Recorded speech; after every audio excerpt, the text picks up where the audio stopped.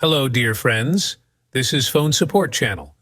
Before you start watching this video, please subscribe to the channel and give it a like. And also write your feedback in the comments if this video helped you, or if you have any questions. Thank you. In this video, I want to show and explain how to make a hard reset on your iPhone.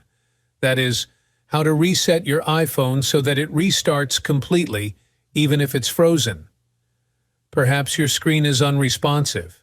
If your iPhone has a button, you will need to hold down the power button and the home button at the same time, and hold it until your iPhone restarts, and an apple will appear.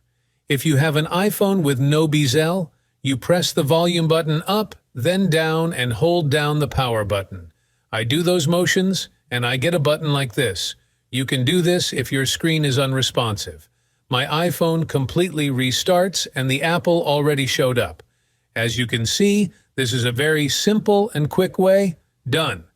There is nothing complicated. If you like this video, put likes and subscribe to the channel, and also watch other useful videos on the channel.